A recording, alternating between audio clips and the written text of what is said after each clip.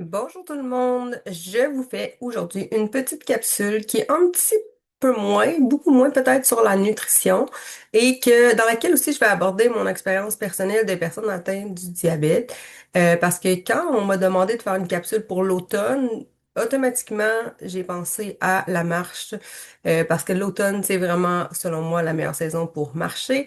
Et aussi parce que c'est quelque chose que j'utilise régulièrement en consultation avec les patients, même si je suis nutritionniste, je parle définitivement d'activité physique et je trouve qu'on rend l'activité physique comme inaccessible. On a l'impression que quand on parle d'activité physique, on parle d'aller au gym, de soulever des gros poids ou de suer à grosses gouttes. Puis je trouve important de ramener ça à la vraie vie. Donc, mon expérience personnelle, je suis nutritionniste, je suis atteinte du diabète de type 1 depuis presque 30 ans maintenant. Et là, je m'adresse principalement au type 2 dans cette capsule-ci, mais aussi pour les personnes atteintes du diabète de type 1. Ce serait la même chose, mais avec des précautions, là. Donc, toutes les personnes qui prennent de l'insuline auraient besoin de plus grandes précautions pour faire de l'activité physique. Donc, je voulais vous parler moins scientifique, plus d'expérience. Ben, c'est scientifique ce que je dis, mais je l'ai dans l'expérience vécue, étant donné que je vis moi-même avec le diabète. Je voulais vous dire à quel point la marche, c'est significatif pour votre glycémie, beaucoup plus qu'on peut se l'imaginer. Puis que non, ça demande pas d'aller au gym pour avoir un effet significatif sur votre glycémie, vraiment significatif. C'est tellement significatif que nous, les personnes qui avons le diabète de type 1, parfois on s'en va au centre d'achat intérieur, puis on s'en allait acheter quelque chose dans un magasin, puis finalement on finit par magasiner un peu, marcher comme un 20-30 minutes, puis on va tomber en hypoglycémie parce qu'on prend de l'insuline. Donc, ceux qui prennent pas d'insuline ou qui ne prennent pas de médicaments qui leur font sécréter de l'insuline, donc vous n'êtes pas à grand risque d'hypoglycémie. Mais ceux qui prennent de l'insuline ou des sécrétagogues d'insuline, c'est sûr que ce serait à prendre en compte quand vous allez commencer à marcher, si vous commencez à marcher. Et si vous voulez commencer à marcher, je vous suggère fortement l'automne pour toutes sortes de raisons. Alors, je commence. Donc, pourquoi l'automne? Là, c'est mes préférences personnelles, encore une fois, mais j'ai quand même des arguments. La température est plus confortable, définitivement. Donc, il fait moins chaud. C'est pas la saison des pluies. Oui, c'est sûr qu'on a certains automnes qui sont très pluvieux, mais c'est beaucoup plus le printemps. Donc, il y a moins d'occasions où on ne peut pas aller marcher. Aussi, définitivement, la beauté du paysage. Quand ça va être les couleurs d'automne, c'est sûr que ça fait aussi partie du plaisir de marcher. Puis, j'en parle pas nécessairement dans cette capsule-ci, mais encore une fois, si vous êtes le moindrement intéressé à la santé mentale, à la psychologie, ce qui est mon cas, j'ai d'ailleurs un baccalauréat en psychologie. Le fait de faire de l'activité physique, dont par exemple la marche, ça aide significativement, encore une fois, sur toutes sortes de symptômes un peu plus dépressifs. Ça aide aussi à la concentration. Donc, si vous devez faire un travail où vous avez des tâches à effectuer, vous devez être concentré, en plus de vous aider pour la glycémie, pour votre condition de santé globale, ça peut aussi aider à votre santé mentale. Et là, plus on est en bonne condition physique, plus il y a de chances que notre santé mentale se porte bien. Et plus il y a de chances que notre santé mentale se porte bien, plus il y a de chances que notre condition physique, aussi notre santé physique, se porte bien. Donc, je pense que commencer à marcher, sans faire de mauvais jeu de mots, c'est mettre un pas en avant pour effectuer une espèce de cercle qu'on dit vertueux, donc comme un cercle vicieux gentil, si je peux dire. Donc, c'est le début de quelque chose, puis laisser personne vous faire croire que marcher, c'est pas suffisant. C'est faux. C'est extrêmement suffisant et c'est vraiment intéressant. Beaucoup moins de risques de blessures que des sports avec impact. Donc, évidemment, c'est pas accessible pour tout le monde de marcher, mais si c'est accessible pour vous, allons-y. Puis, je vais vous parler aussi de comment on peut augmenter l'accessibilité si ça fait longtemps que vous n'avez pas marché, si votre démarche est incertaine, si vous avez besoin de retrouver un peu un certain équilibre, bien, vous pouvez commencer vraiment doucement. Tout est significatif, même si c'est juste 1 minute, c'est significatif. Donc, le meilleur moment pour aller prendre une marche, c'est dans les 30 minutes après le repas. Donc, les glucides que vous avez consommés se transforment en glucose et ils se promènent dans votre sang. Puis, normalement, on a besoin de l'insuline pour être capable de capter le sucre dans le sang. Mais quand on est en train de faire de l'activité physique, les muscles, eux, sont capables d'aller capter le glucose dans le sang, même sans grand besoin en insuline. Donc, Le fait d'aller marcher pendant que le sucre est en circulation, donc c'est-à-dire après les repas, même si vous n'avez pas mangé de sucre, n'oubliez pas que tous les glucides, une fois dans le sang, se transforment en glucose. Ça ne fait pas des glucides un mauvais aliment, c'est pas ça que je dis, mais c'est comme ça que ça fonctionne la digestion. On mange des glucides, que ce soit des glucides lents, complexes ou que ce soit des glucides rapides, ça va se transformer en glucose, ça se promène dans le sang et les cellules doivent utiliser l'insuline pour pouvoir aller chercher le glucose dans le sang, mais les muscles, quand ils sont activés en mouvement, ils peuvent recevoir le sucre, ils peuvent se nourrir du sucre qu'il y a dans le sang, du glucose qu'il y a dans le sang, sans grand besoin en insuline. Donc, ce qui va arriver après un repas, c'est que votre glycémie va monter moins haut après le repas parce que le muscle va être en train de manger, de manger le sucre que vous avez mangé. Donc, il va avoir un moins grand pic, puis ça va redevenir à la normale plus rapidement. Je reviens sur le fait que si vous prenez de l'insuline ou des médicaments qui vous font sécréter de l'insuline, c'est sûr qu'il y a des précautions à prendre. Mais si on s'adresse aux gens qui ne prennent pas de sécrétagogue d'insuline ni d'insuline, ben votre corps va pas vous envoyer en hypoglycémie parce que vous marchez, parce qu'il va simplement diminuer sa production d'insuline. Tandis que si on a déjà donné l'insuline, mais c'est sûr que là, ça peut être plus problématique. Alors, si vous ne prenez pas de sécrétagogue d'insuline ou d'insuline, définitivement, il n'y a pas beaucoup de précautions à prendre. Si vous prenez de l'insuline ou des sécrétagogues d'insuline, mais là, vous devez avoir avec vous, par exemple, une collation sucrée, un jus, quelque chose en cas d'hypoglycémie. Ensuite, bon, là, je l'avais déjà dit, mais si on bouge pas après un repas, la glycémie peut monter plus haut et plus rapidement après le repas. Puis souvent, après le repas, on a l'impression que c'est pas long, mais c'est long après le repas. Donc, on peut se dire qu'il y a un bon 2 à 3 heures après le repas où on peut être plus élevé. Donc, 2 à 3 heures, 3 repas par jour, ça fait à peu près 8 heures par jour. C'est à peu près le tiers de votre journée. Donc, à peu près le tiers des résultats dans votre sang votre hémoglobine glyquée, de votre glycémie, se passe dans le après-repas. Donc, c'est sûr que c'est très significatif. Si vous améliorez vos glycémies après les repas, après chaque repas, par exemple, il va y avoir une amélioration qui peut être d'à peu près de l'équivalent de 33% dans votre sang. Donc, c'est sûr que c'est très intéressant. Euh, donc, c'est ça, avec un peu de mouvement, la montée est plus douce. Donc, au lieu de monter comme un pic, ça va monter comme une petite colline. Puis, la descente va se passer, la descente vers le taux de sucre normal va arriver plus rapidement parce que le muscle consomme en l'utilisant. Là, je l'ai dit, le moment idéal, c'était dans les 30 minutes après le repas, mais je tiens à dire ici que si c'est pas au moment idéal, si vous, par exemple, vous aimez aller prendre une marche avant de manger, sachez que vos muscles sont quand même activés pendant un certain temps après avoir marché. Donc, ça n'est pas inutile de marcher avant. Donc, si vous avez aucune préférence, allez marcher après. Mais si vous avez une grande préférence pour marcher avant, tellement que quand je vous dis d'aller marcher après, ça vous enlève le goût, ça vous enlève le plaisir, ben, continuez de marcher avant le repas. On va viser un 10-15 minutes, mais c'est sûr qu'on va commencer. J'ai marqué viser 10 minutes au départ, mais en toute sincérité, vous pouvez viser 1 minute au départ pour ceux pour qui c'est très difficile de se mettre en action. Ou encore, ce que j'aime bien viser, c'est par exemple un stop. Là. Vous regardez par la fenêtre de où vous êtes, à votre travail ou à la maison. Regardez, voyez-vous un stop. Vous pouvez viser de marcher jusqu'au stop et revenir. Vous pouvez viser de marcher jusqu'au deuxième stop et revenir. Puis, par la suite, quand vous allez avoir l'habitude qui est déjà établie, là, vous avez le réflexe d'aller marcher jusqu'au troisième stop après le repas, ben, vous pouvez viser plus loin.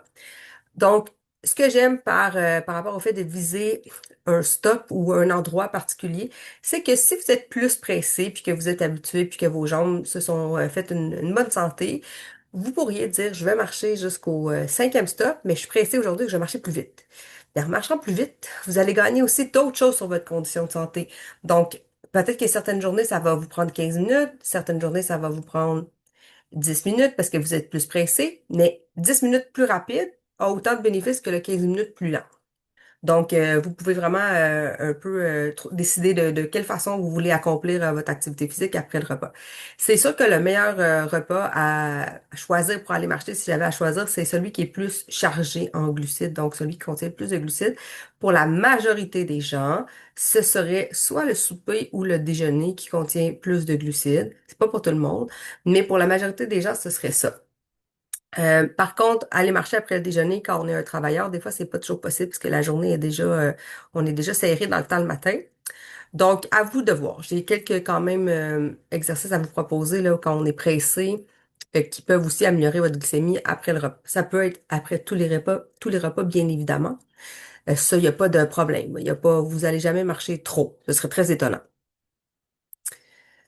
Donc, l'exemple après le déjeuner, ça pourrait être de chez vous. Quand vous finissez de déjeuner, vous êtes prête, vous allez travailler, ou même si vous êtes en télétravail. Donc, quand vous êtes prête, vous faites un 5-10 minutes à pied avant d'embarquer dans l'auto, par exemple. Ou vous faites un 5-10 minutes à pied avant de vous installer devant votre ordinateur si vous êtes en télétravail. Ça peut être aussi, je prends l'auto jusqu'à mon travail et là, je vais marcher 5-10 minutes avant d'entrer au travail. Donc, essayez de trouver une façon que ça devienne un automatisme sans vous en rendre compte. Si c'est 5 minutes, c'est 5 minutes. Si c'est 2 minutes, c'est 2 minutes. Il n'y a jamais rien qui est inutile. Même une minute, c'est utile. Donc, l'idéal, c'est un 10-15, mais même une minute, c'est utile. Au travail, les pauses, si vous avez des pauses, vous pouvez faire un petit tour à pied durant votre pause, soit sortir dehors, faire le tour du bloc, si vous êtes en télétravail, sortir dehors encore une fois, marcher jusqu'au premier ou deuxième stop. Il y a aussi des exercices que je vais vous montrer après, si c'est pas toujours possible d'aller marcher. Moi, personnellement, je travaillais dans un gros hôpital pendant longtemps, puis je faisais mes pauses à pied dans l'hôpital. C'est tellement grand que je pouvais marcher pendant longtemps, aller monter les escaliers de l'hôpital. Ça fait du bien aussi de marcher, de décrocher, on pense à d'autres choses. Il y a des gens pour qui ça va être de mettre des écouteurs, écouter un podcast, mettre des écouteurs pour entendre la musique. D'autres personnes veulent entendre absolument rien. Trouvez qu'est-ce qui vous convient à vous. C'est très personnel. Donc voilà, même il y en a qui peuvent marcher dans leur maison. C'est sûr que ça, c'est pas pour tout le monde parce que ça c'est un peu, ça peut être un peu plate là. Mais chez les gens qui habitent par exemple qui ont un gros terrain, vous pouvez marcher sur votre terrain. Moi j'ai un chien donc des fois je vais marcher sur mon terrain. Mon chien me suit, il comprend pas trop où est-ce qu'on s'en va, mais des fois il me suit puis ça fait un petit moment que je passe avec mon chien aussi en même temps. Il faut vraiment que ce soit quelque chose qui est facile à atteindre et à accomplir pour vous. Puis si c'est juste une minute au début parce que déjà vous trouvez ça lourd, il n'y a vraiment pas d'enjeu. Quand vous allez être super à l'aise de faire votre minute, vous avez pas mal aux jambes, vous n'êtes pas essoufflé, mais là, essayez 1 minute 30, puis après ça, 2 minutes. Vous allez voir, les gains sont quand même rapides au début. Donc, quand on part de loin, on s'améliore très rapidement au début. Puis à un moment donné, quand vous devenez très bon, ben, c'est plus difficile d'aller chercher l'amélioration, mais vous êtes déjà très bon. Donc, si on veut commencer, par exemple, on peut choisir un repas pour faire un test. Là. On peut choisir un repas que vous mangez régulièrement, puis que là, vous faites, vous gardez les mêmes proportions. Par exemple, je vais dire des pâtes. Si vous mangez des pâtes pour le souper, testez sans faire la marche et testez avec la marche. Et juste le fait de voir votre glycémie, si vous faites le test, là, faites le test suivant, prenez votre glycémie avant la première bouchée, prenez votre glycémie 60 minutes après la première bouchée, 2 heures après la première bouchée, 3 heures après la première bouchée, avec ou sans marche. Puis là, vous pouvez tracer comme une espèce de courbe. Disons, vous commencez votre glycémie est à 6, puis là, vous montez, la première heure, vous êtes à 9, au bout de 2 heures, vous êtes à 8,7, puis au bout d'une autre heure, vous êtes revenu à 6, ou encore, si vous allez marcher, peut-être que vous allez être à 6 avant votre repas, à 7 une heure après, à 7 une autre heure après, puis revenu à 6 après. Donc, vous pouvez tracer une espèce de courbe avec ces trois glycémies-là. Donc, faites le test. Comme ça, vous allez voir, ça peut vous encourager quand vous allez voir à quel point c'est significatif dans les marchés. Donc, essayez comme ça pour faire... donc, pour avoir un certain encouragement, c'est le fun d'avoir des résultats. Et si vous portez un CGM, un lecteur de glycémie en continu, vous le voyez, vous le constatez. Mais comme en diabète de type 2, c'est pas la majorité des gens qui ont un CGM. Prenez le glucomètre juste pour le fun de faire le test. Puis vous allez voir la grosse différence. Mais croyez-moi sur parole, tous les gens qui, comme moi, ont un lecteur de glycémie en continu, c'est d'une évidence pour nous que d'aller marcher nous aide à faire baisser la glycémie ou en tout cas d'empêcher la grande montée de glycémie. Si vous n'avez pas le temps, ou il pleut, ou il fait -40 parce que on vit au Québec, vous pouvez penser à faire de la marche sur place dans le corridor. Donc vraiment, la marche sur place, idéalement avec une montée des genoux. Fait que vous montez vos genoux très haut. Ça peut même être de la course sur place pour les plus motivés. Vous pouvez penser à faire lever assis. Donc, vous êtes assis sur votre chaise, sur le bout de votre chaise. Attention, si c'est une chaise qui roule. C'est ça, je l'ai bien écrit sur une chaise stable. Vous vous levez, vous vous assisez, vous vous levez, vous vous assisez, vous vous levez, vous vous assisez 8 à 12 fois, puis vous le refaites 2, 3 fois. Ça peut être aussi de faire des pompes au mur pour les plus aventureux, des pompes au plancher, là. Des pompes, c'est des push-ups, là, pour utiliser le mot le plus populaire. Ça peut être du jogging sur place, je l'ai dit. Si vous habitez dans une maison de 2 étages, montez, descendre l'escalier, montez, descendre, montez, descendre, montez, descendre. Vous pouvez vous mettre un objectif, par exemple, je fais 1 minute, le plus de montée descente en 1 minute. Après ça, vous allez voir ça, c'est très soufflant. Puis après ça, vous pouvez dire, ben maintenant, je suis capable, mais je me sens pas très essoufflé pour 1 minute. Donc, vous pouvez faire 2 minutes, 3 minutes, 4 minutes, 5 minutes. Vous faites ça quelques fois par jour. Comme j'ai dit, idéalement après les repas, mais c'est pas obligé non plus. J'ai certains patients qui, eux, font, chaque fois qu'ils vont aux toilettes, chaque fois qu'ils vont faire pipi, ils font des squats, là, le lever assis. Lever assis, lever assis, on le fait sous forme de squat, c'est pas nécessairement avec une chaise, là, c'est comme dans le vide qu'on peut faire des squats. Puis ces personnes-là le font chaque fois qu'ils vont aux toilettes. Donc, ça devient comme une habitude. C'est sûr qu'il y a des gens qui trouvent ça complètement bizarre de faire ça, puis ça vous intéresse pas, puis c'est parfait. Trouvez la chose qui n'est pas bizarre pour vous, qui vous fait pas sentir mal, qui vous fait sentir bien que vous accomplissez quelque chose. Si pour vous faire des squats aux toilettes, vous trouvez ça malaisant, faites-les pas. Faites quelque chose qui vous fait sentir bien. Il n'y a pas de bonne réponse. Toute forme d'activité physique a un gain potentiel, est un gain potentiel pour vous et particulièrement quand on a le diabète. Les escaliers, je l'ai dit. Si vous écoutez la télévision pendant les pauses, vous pouvez faire du surplace pendant les pauses. Moi, personnellement, je fais du surplace pendant que mes enfants sont dans le bain et qu'il faut que je les surveille. Quand vous allez à l'épicerie, par exemple, vous pouvez faire la première rangée, la dernière, ensuite aller au milieu, ensuite aller n'importe où. Vous pouvez prendre, disons, les fruits au début, vous allez ensuite vous poursuivre jusqu'à la fin, puis vous revenez au début pour les légumes.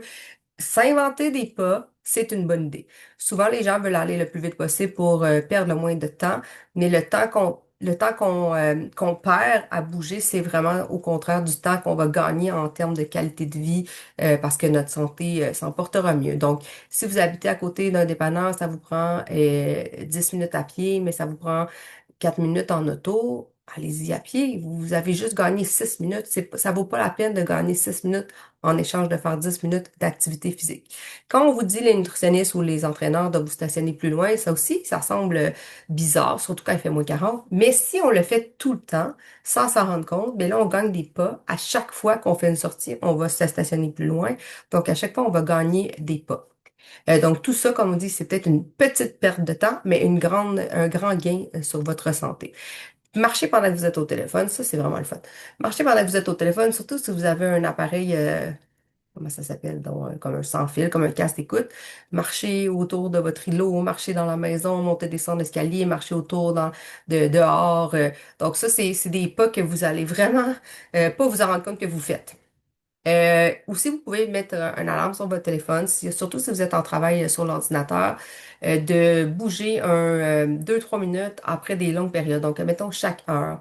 Chaque heure, vous pourriez avoir une alarme, puis là, vous pouvez continuer à travailler si c'est possible, en faisant de la marche sur place, par exemple. Ou même, il y a des gens même qui font juste forcer comme la montée et descente de leurs mollets. C'est sûr que c'est un petit game, mais c'est déjà ça. Assis debout, comme je disais, comme des squats à votre chaise de travail, ça peut être ça aussi. Ou juste se lever, s'étirer. C'est pas un grand gain sur la glycémie, mais c'est un grand gain sur la santé, la respiration, pour retrouver la concentration. Puis n'oublions pas qu'il y a la glycémie, il y a la santé physique, il y a la santé mentale. Tout ça est important dans la gestion d'une maladie chronique comme le diabète. Donc, prenez en compte tout ce qui vous fait sentir bien et pas seulement les choses qui sont concrètement, qui font concrètement baisser votre glycémie, là. Si vous gagnez en santé mentale, vous gagnez clairement aussi une partie sur votre diabète. Ensuite, ben ça, c'est un petit exemple pour vous dire comment vous pouvez commencer. Vous pourriez dire 5 jours par semaine, je vais aller marcher 10 minutes. Puis, comme je disais au début, vous pouvez dire je marche minimum 1 minute, 5 fois par semaine. Donc, vous instaurez l'habitude de sortir après le souper, mais vous visez comme objectif 1 minute. Je répète que moi, je préfère le stop. Je vais au premier stop. Puis après ça, rendu au premier stop, ou au bout d'une minute, dire, Hey, finalement, ça me tente de faire une autre minute, ou finalement, ça me tente d'aller au deuxième stop, ben continue. Mais le fait d'instaurer l'habitude d'y aller à chaque jour, c'est plus important que le temps que vous allez passer. Parce qu'une fois que l'habitude est instaurée, là, ça va être plus facile de faire augmenter la période de temps que vous passez à marcher. Mais il faut instaurer l'habitude. Ensuite, renforcement musculaire, on vous propose, si vous êtes capable d'aller à 2, 3 fois par semaine, deux étant comme le minimum que, pas le minimum, là, une fois c'est déjà ça, mais deux c'est comme la façon d'avoir un gain plus, euh, plus substantiel. Donc, ça peut être, comme je disais tantôt, des squats levés assis, des push-ups au mur, par terre, dépendamment de votre condition physique, de forcer avec des élastiques, ça peut être avec des cannes de tomates qu'on peut faire de la musculation. Fait que si vous êtes capable de vous faire une espèce de 10 à 20 minutes, 2 fois par semaine, d'activités physiques qui sont en renforcement musculaire, allez googler ça. Vous n'avez pas nécessairement besoin d'aller chercher un coach pour faire ça. Il y a sur Google toutes sortes de plans que vous pouvez trouver. Dites, je cherche un plan de renforcement musculaire léger pour un débutant, 10 à 20 minutes, 2 fois par semaine. Puis ensuite, vous ajoutez tranquillement pas vite la progression. Soit vous ajoutez des minutes de marche, soit vous ajoutez des poids. Il faut que ça soit plus lourd, plus difficile, ou une troisième fois dans la semaine, etc. Donc, en faisant ça tranquillement, vous avez plus de chances que ça devienne une habitude qui va perdurer dans le temps. Et les gains, je vous dis, sont vraiment substantiels, les gains que vous pouvez avoir avec l'activité physique, particulièrement quand on a le diabète.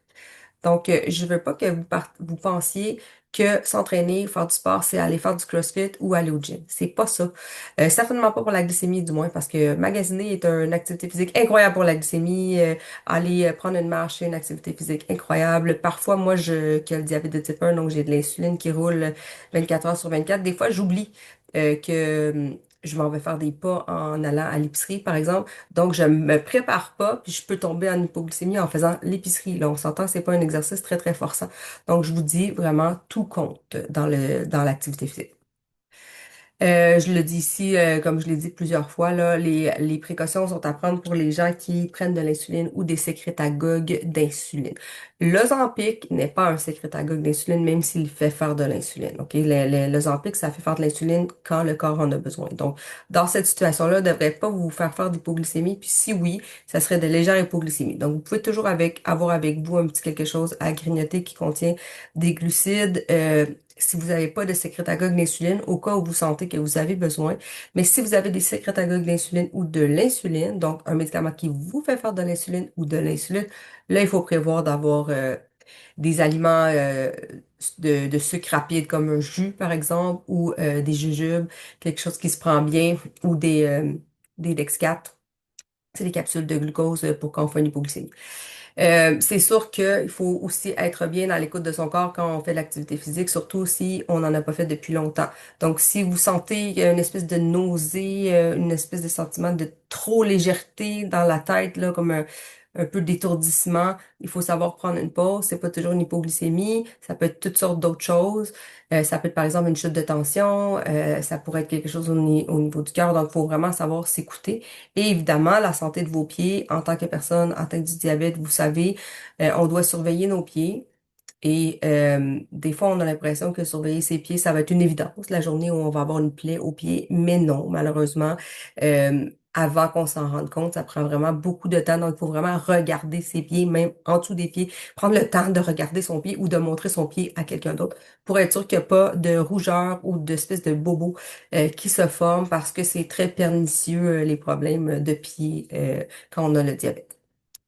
Avoir des bonnes chaussures aussi, toujours une très bonne idée. Ça donne plus le goût de marcher. Ça donne le goût de marcher d'un pas avec plus d'entrain aussi.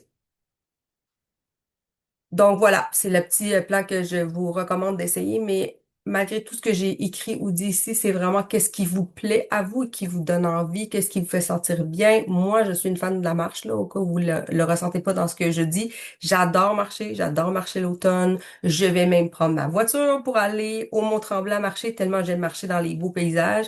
Donc, peut-être que pour vous, marcher, c'est vraiment plate, puis vous préférez faire des squats, puis de la marche sur place, puis du jogging sur place. Il faut prendre le temps de se poser la question et de se répondre avec honnêteté. Est-ce que j'ai envie d'essayer ou pas? Si oui, Est-ce que c'est juste une minute qui est réaliste? Si c'est juste une minute, c'est déjà bon. Le fait d'instaurer une habitude vaut de l'or et ensuite vous pouvez travailler sur cette habitude-là. Donc, je pense que c'est tout. C'est tout pour moi cette fois-ci. C'était moins nutrition, c'était peut-être un petit, même si c'est tout basé sur la science, j'ai beaucoup parlé de mon expérience personnelle parce que je veux que vous l'entendiez à quel point ça fonctionne vraiment beaucoup avec très peu d'exercice. Ça fonctionne. Puis, j'en suis la preuve vivante. Vous pouvez vous fier sur mon 30 ans d'expérience avec le diabète, avec mon chapeau de clinicienne. Voilà, au plaisir.